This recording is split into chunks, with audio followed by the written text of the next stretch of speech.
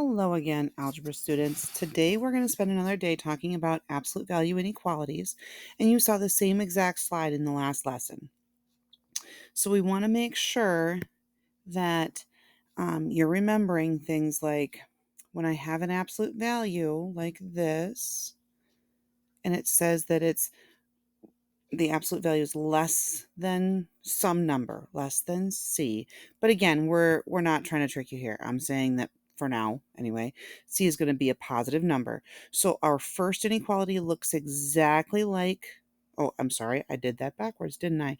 Because they have this in a different order than what I do. Over here is our first inequality. Looks exactly like our original problem, but we just took out the absolute value. And then to get the second inequality, remember we're going to take that inequality right there and we're going to switch it. So now it turns into a greater than, and then we take the opposite of whatever number we had, right? So we're going to change the sign for the inequality and change the sign of the number. The same thing happens if we have a number that is bigger than C. So again, this one's going to match exactly. This one we flip it to be a less than, and we change that into a negative number. Yesterday we also talked about when you have a less than,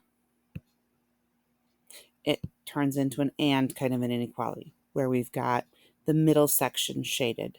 When it's a greater, we get the word or in between. It's going to be the two outside parts, right? That's just kind of a quick check for you to be able to remember that at the end. So we've already done these kind of problems, but when I have the absolute value of x is less than or equal to 4. So my first one is going to be just x is less than or equal to 4.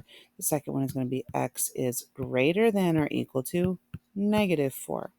And when I graph that, I'll have my small number on the left, big number on the right. Less than 4 is a filled in circle, and it would be going this way. Greater than or equal to, I should have said on both of them, negative 4 is here and going this way, so it's going to be the middle part. So because this was a less than, it looks like an and kind of a graph.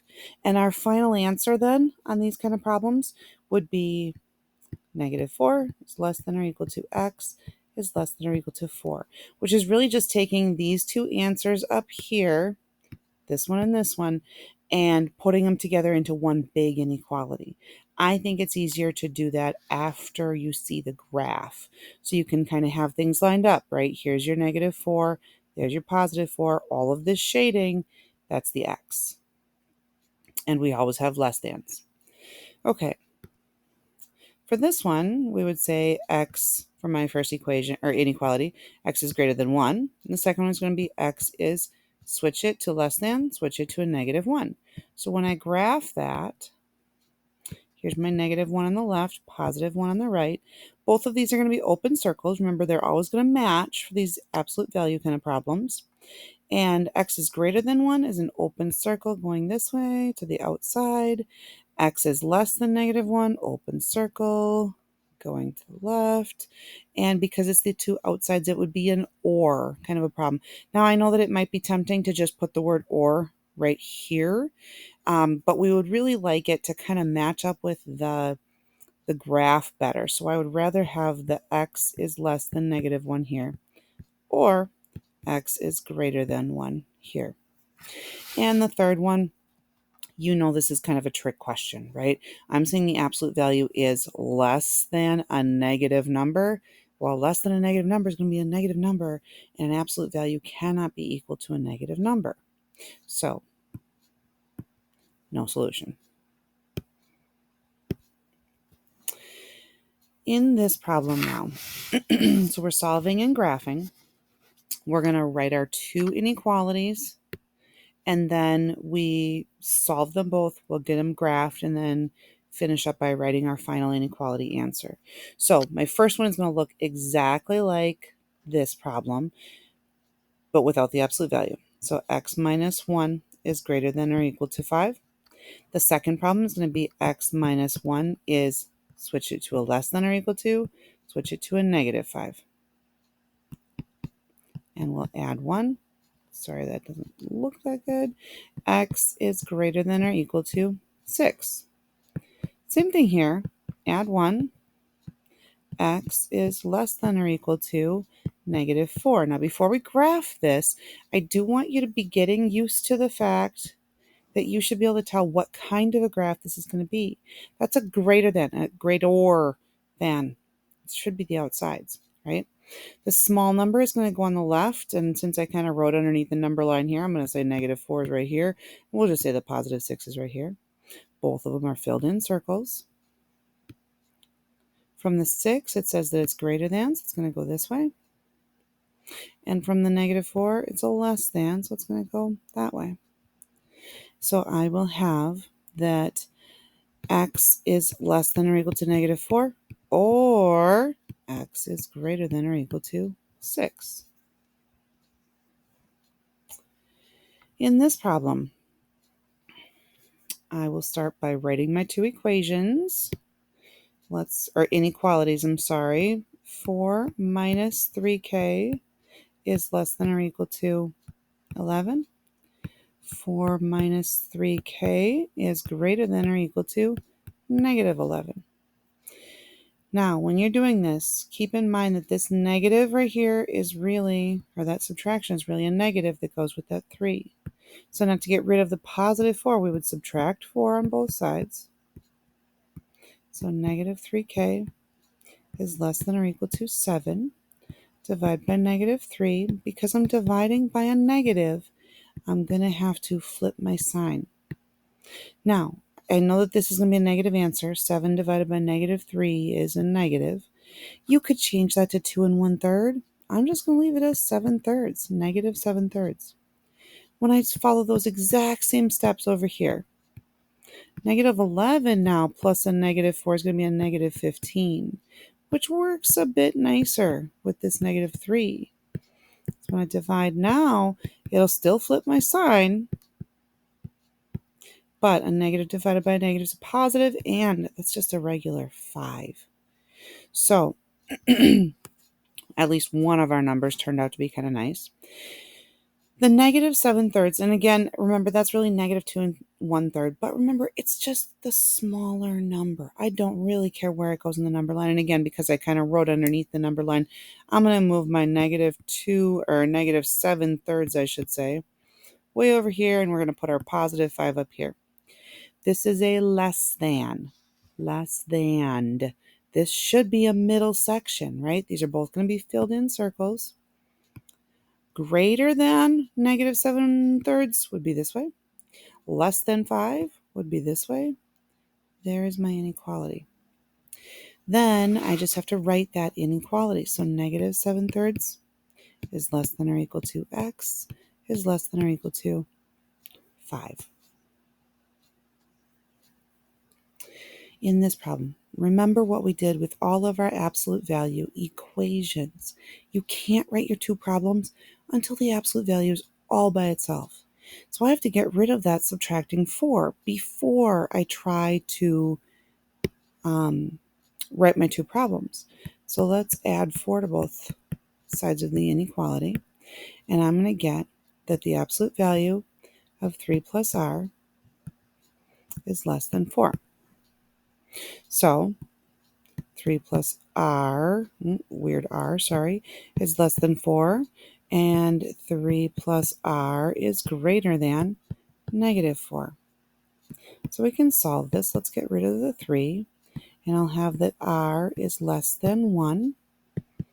Same thing here. Get rid of the 3. Keep change. R is greater than -7. And again, before I even do anything on my graph, you should notice this is a less than sign. This should be an and.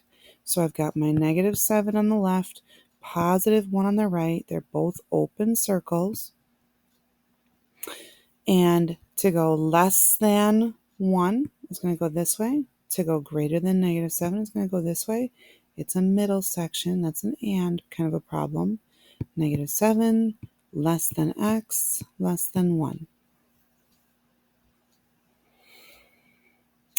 Here I also need to get the absolute value all by itself before I can write my two problems. So I'd start by getting rid of the 8. So I'll have the absolute value of 4x minus 7 is greater than or equal to 9. It's my first problem. 4x minus 7 greater than or equal to 9. Second one is 4x minus 7 is less than or equal to negative 9. So we're good at solving these now. Add 7. 4x is greater than or equal to 16. Dividing by 4, I'm going to get that x is greater than or equal to 4. Same steps, different results. 4x is less than or equal to negative 9 plus 7 is negative 2. So when I divide by 4, I'm going to get that x is less than or equal to negative 1/2. So negative 1/2 is my smaller number. Positive 4 is my bigger number. These are both going to have filled in circles. And again, the original problem started as a greater than. This should be going on the outsides. From the 4, it says greater than or equal to 4. That's going that way. From the negative 1/2, filled in circle, and it should be going to the left. So I would say that x is less than or equal to negative 1/2, or x is greater than or equal to 4. Okay. This one, kind of a trick problem. Also like the problem at the very beginning as our kind of review stuff. This is saying that my absolute value is less than or equal to a negative number. Well, less than negative 17, everything's going to be negative. Absolute value can't be equal to a negative. No work to show here. No solution. Okay, here's our last problem today, and it's right from your worksheet. So hopefully you've been writing down some of these other examples, but if you haven't been, this one I would really strongly suggest that you do write down, because there's some stuff in here that we haven't done on any of the other problems. I really have two things with my absolute value that I have to get rid of. This time, I'm going to actually kind of sneak a 1 right there, and I'm going to do a keep, change, because I really have negative 4 plus a negative 1 times my absolute value is less than or equal to negative 54. So I would start by adding 4 to get rid of that. So I'll have negative 1 times my absolute value, 10, is less than or equal to negative 50. And then I would want to divide by negative 1. Remember, I cannot ever distribute into absolute value. And especially with that negative, we have to be really careful. When I divide by the negative, it's going to flip my inequality sign. So I still have absolute value technically right now. And I would have 8n minus 10 in the absolute value is going to be greater than or equal to 50. So my two problems, I'm going to move them over a little bit just so I've got a little bit more space. I'm going to have 8n minus 10 is greater than or equal to 50.